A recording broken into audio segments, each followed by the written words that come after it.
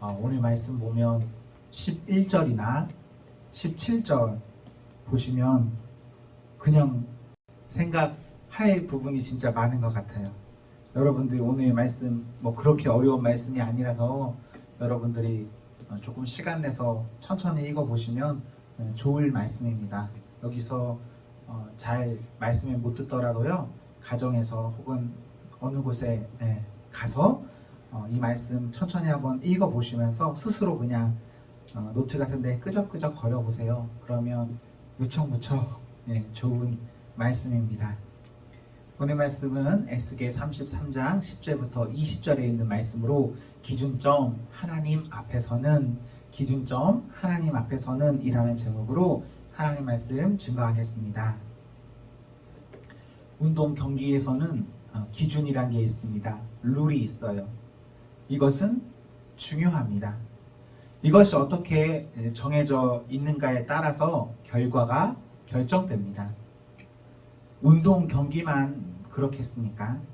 우리가 사는 세상 모든 것에는 기준이라는 것이 있고 우린 그 기준 안에 살아갑니다. 우리 모든 삶 가운데 좋은 결과가 많이 나타나면 좋겠습니다. 나만, 어떤 사람만 아니라 모두가, 그래서 함께 축하해 줄 수 있다면 참 좋겠습니다. 나는 안 되는데 다른 사람만 잘 된다. 여러분 축하가 쉽지 않겠죠? 여러분도 잘 되고 내 곁에 있는 모든 사람이 잘 되면 우리는 진심으로 모두를 위해서 기뻐해 줄 수 있을 것입니다.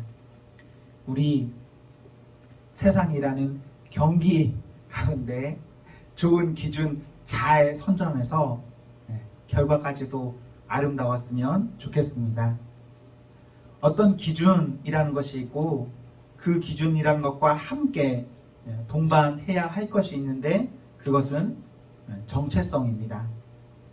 나의 정체성이 바로 세워지지 않으면 우리는 세상을 살아갈 수 없습니다. 이상하게 살아가겠죠? 나의 정체성이 바로 세워진 그에 따른 기준점의 정립 그리고 살아감, 이렇게 살아야 진짜 사는 겁니다. 내가 숨 쉰다고 해서 사는 것인가 라고 생각한다면 저는 좀 아니라고 봐요. 숨 쉬는 것 그 이상에 우리에게는 정체성이 있어야 합니다. 고린도전서 9장에 보시면 자신의 삶을 달리기로 비유한 바울의 고백이 있습니다. 바울은 경기에서 상 받기를 바라는데 그것을 위해 아무렇게나 살지 않습니다. 바울은 상 받기 위해서 룰을 지키고 그리고 그 상 받기 위한 정체성을 가지고 살았습니다.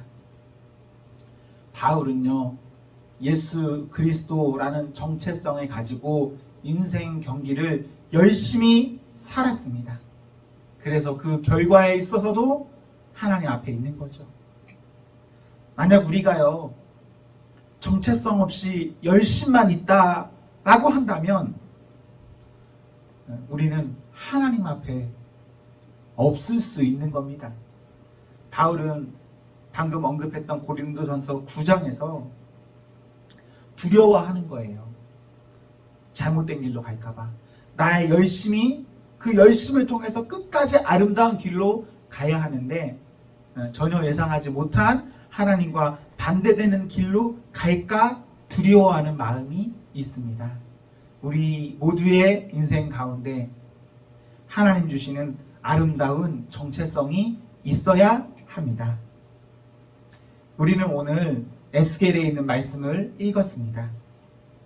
이스라엘이라는 나라는 사울, 다윗, 솔로몬 이런 왕 때의 전성기를 맞이합니다.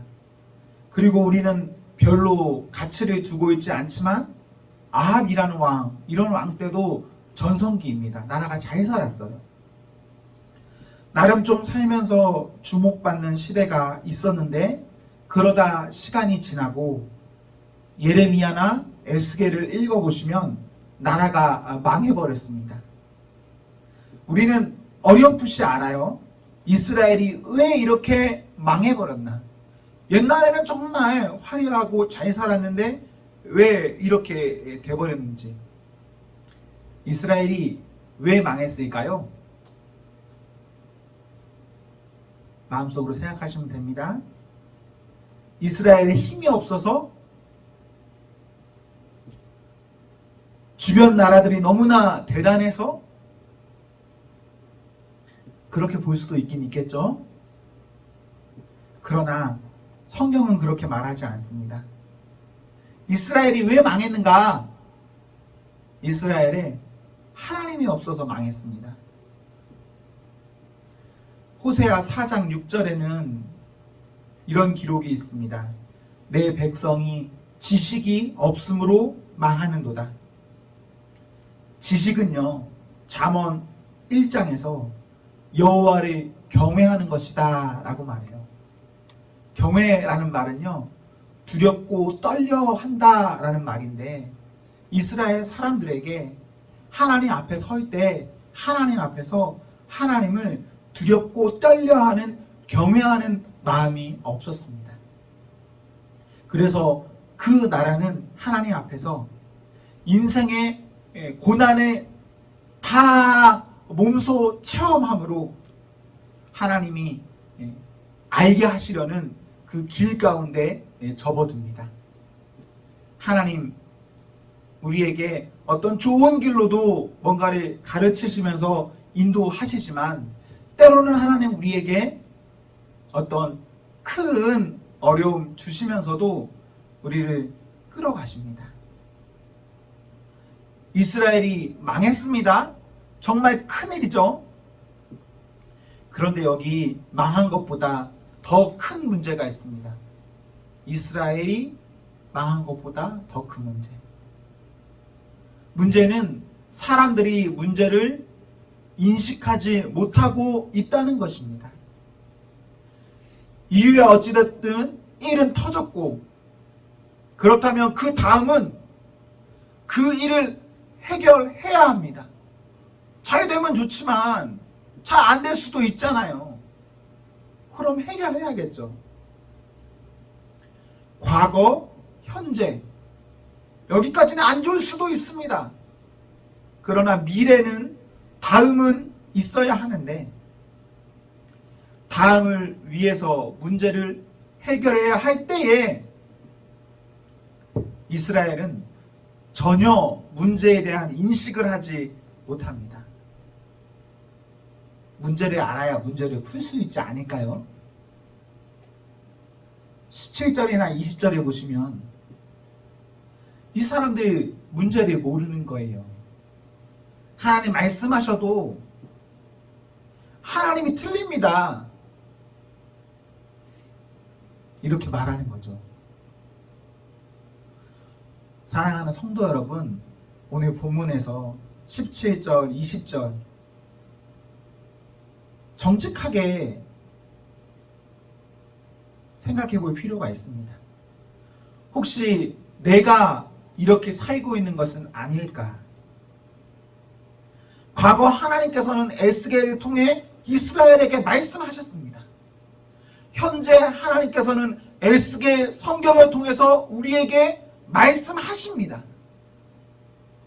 과거나 현재나 하나님 우리에게 다양한 방법으로 말씀하시는데, 과거 이 사람들의 반응이나 오늘 우리의 반응 다릅니까? 완전 다르기를 소망합니다. 전혀 달랐으면 좋겠어요. 그런데 저는 저를 돌아봐도 그렇고, 이런 말씀과 제가 그렇게 다르지가 않습니다. 세상을 살려면 그렇게 살 수밖에 없는 어떤 이들이 있잖아요, 분명. 그렇게 살지 않으면 살지 못할 것 같은 일이 분명 있습니다.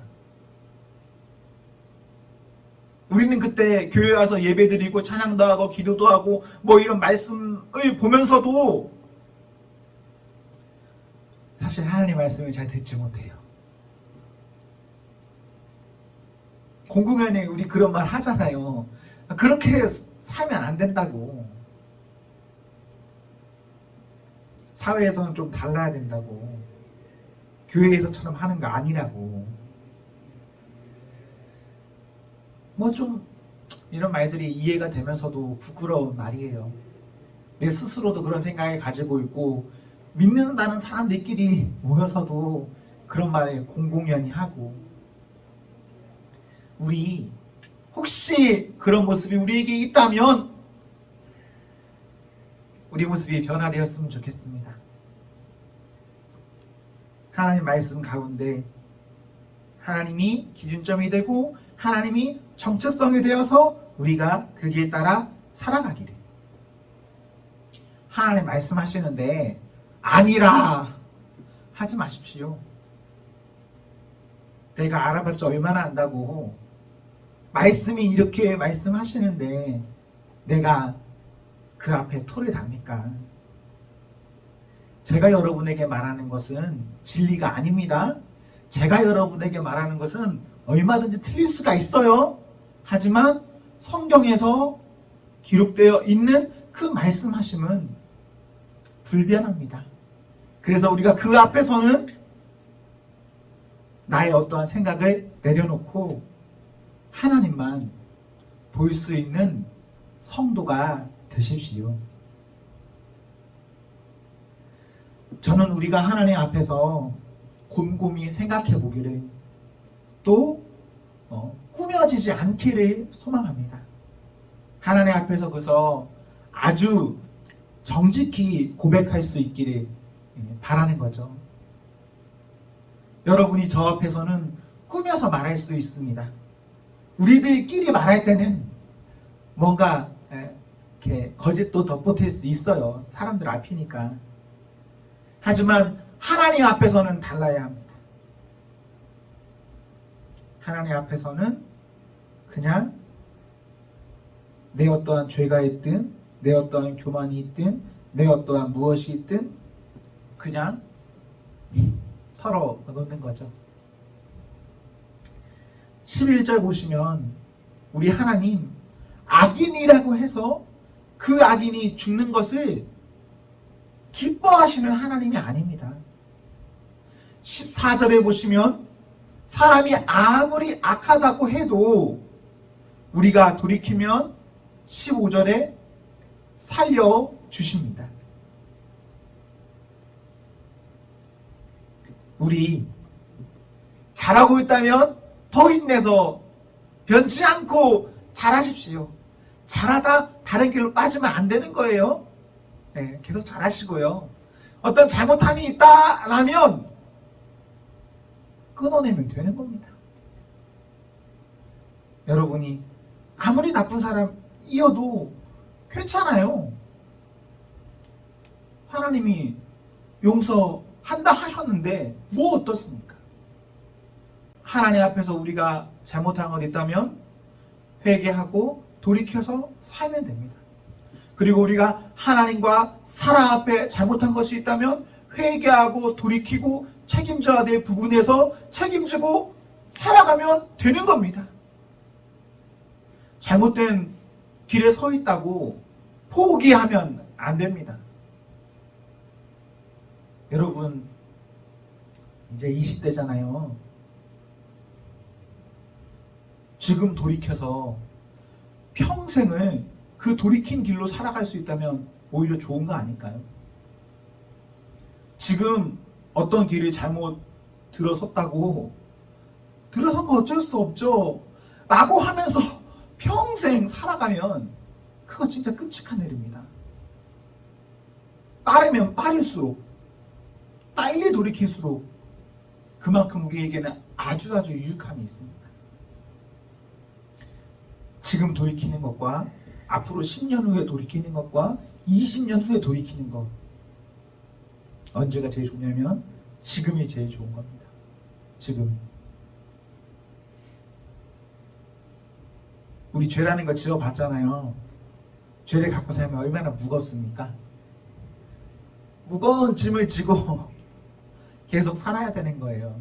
우리 예수님 우리에게 수고하고 무거운 짐진 자들아 다 내게로 오라 하셨는데, 우리가 수고하고 무겁게 계속 짐지면서 나아가면 우리 예수님이 얼마나 우리를 보면서 안쓰러워 하시겠습니까? 예수님께서는 그 모든 것에 대한 변화 주기를 바라시는 분이신데, 우리 저나 여러분이나 우리 교회 공동체 모두 하나님 앞에서 정직하시고 하나님 앞에서 정말 아무것도 덧대지 않고 곰곰이 생각한 이후에 다 돌이키기를 소망합니다. 때로는 하나님보다 사람이 앞서는 것 때문에 교회에서 내 스스로에게 잘못된 것을 알면서도 그 길로 가기도 합니다. 그렇지 않나요? 사람이 상처받으면 안 되니까 그 사람의 어떤 문제가 있는 거, 우리 조직에 문제가 있는 거 알면서도 우리는 그냥 좋은 게 좋은 거니까 하고 이렇게 넘어가는 부분도 있잖아요. 어느 조직이나 다 그렇습니다. 그런데 진짜 우리 하나님 봐야 됩니다. 사람이 소중하지 않다는 거 아닙니다. 사람이 소중하고 중요한 건 맞아요. 하나님께서 사랑하시는 사람이니까 사람이 소중한데, 그럼에도 불구하고 그 사람이 하나님을 앞서서 그 사람이 하는 모든 것을 공동체 안에서 용인하게 된다면, 내 스스로에게 그것을 용인하게 된다면 우리는 하나님이 말씀하시는 그 말씀이 틀린 것입니다 라고 주장하는 이 사람들과 별반 다를 바가 없습니다. 그래서 내가 먼저 돌이켜야겠죠? 내가 돌이켜야 됩니다. 내가 하나님 앞에 먼저 돌이킨 사람들이 모인 무리가 되기를, 그래야 해서 이 공동체가 하나님 보실 때에 하나님 말씀하시면 말씀 그대로를 따라가는 그런 공동체, 그런 좋은 공동체가 되면 좋겠습니다. 혹시 지금 당장의 편함을 위해서 그 편한 길로 계속 가겠습니다 라고 우리가 결정한다면, 지금과 일정 부분의 시간은 우리에게 분명 편안함과 좋음이 있습니다. 그러나 앞으로 계속 좋을 것인가에 대해서는 계속 좋지는 않습니다.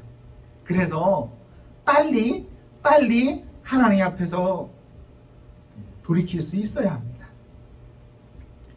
인생이라는 경기가 있습니다. 그 경기에 룰과 정체성이 필요합니다. 인생이라는 경기 피할 수 없고 우리 누구나 다 치러야 하는 그런 경기인데, 하나님으로 우리 잘 치러갑시다. 하나님이 우리 정체성 되시면 우리 이탈하지 않고 고든 길로 잘 나아갈 수 있습니다. 하나님 우리에게 무엇을 말씀하셔도 듣는 성도, 우리의 정체성만 바로잡혀 있으면 들을 수 있습니다. 그리고 하나님 말씀하시면 말씀하셨기 때문에 그 말씀이 무엇이 되어도 온전히 따르는 성도, 그 성도가 되기를 소망합니다. 우리 사랑하는 청년 성도 여러분, 하나님 앞에서 살아가십시오. 하나님 앞에서 살아가기 위해서 여러분 말씀 읽으셔야 됩니다. 그리고 그 말씀 앞에서 자기를 주장하지 마시고 하나님 말씀하신 것 그대로를 아멘으로 받아내셔야 합니다. 내 생각에서 하나님 말씀이 틀렸다라고 할 수도 있고, 다른 사람과 공동체와 세상에서 하나님 말씀이 틀렸다라고 할 수도 있는데, 만인이 다 틀렸다 하더라도 하나님 말씀하시면 그 말씀 그냥 그대로 아멘 하시면 됩니다. 우리의 기준점 하나님으로 잡고, 그리고 우리 하나님 앞에서 거짓 없는 정직한 마음으로 본인을 잘 깨뜨려서 살아내는 성도가 되기를 기원합니다. 여러분, 우리 잘 삽시다. 기도하겠습니다.